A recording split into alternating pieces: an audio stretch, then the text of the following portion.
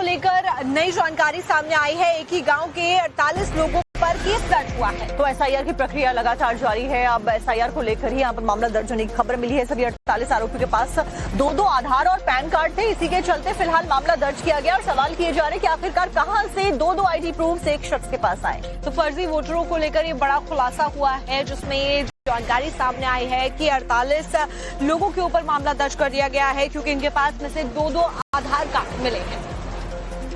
हमारे एक लेखपाल गुन्नू बाबू है, उनके द्वारा दी गई तहरीर के आधार पर 48 लोगों के खिलाफ अभियोग पंजीकृत हुआ है, जिसमें इन लोगों के द्वारा स्वयं गलत डेटा देते हुए अपना नाम जो है वो वोटर लिस्ट में चढ़ाने का कृत्य है वो कारित किया है, जो कि आपराधिक कृत्य है, जो रिप्रेजेंटेशन एक्ट के अंदर बैन है। उसके अलावा उन्होंने अपने दो अलग अलग आधार, पैन कार्ड और विभिन्न प्रकार के ऐसे परिचय पत्र बनाए गए जो फर्जीवाड़ा करके बनाए गए थे। इसके आधार पर अभियोग 419-20-67 जो वर्तमान जो बीएनएस की धारा है उसके सापेक्ष उनमें अभियोग भी दर्ज किया गया है।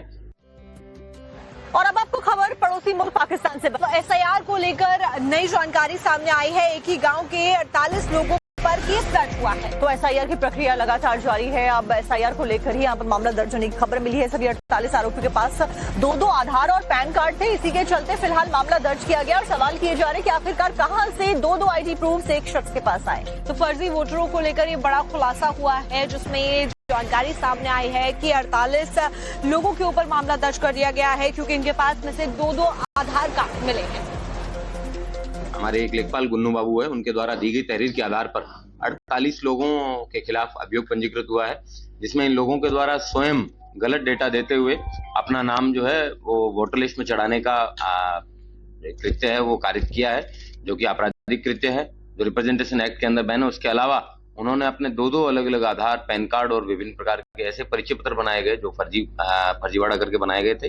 इसके आधार पर अभियोग 419-20-67 जो वर्तमान जो बीएनएस की धारा है उसके सापेक्ष उनमें अभियोग भी दर्ज किया गया है। और अब आपको खबर पड़ोसी मुल्क पाकिस्तान से।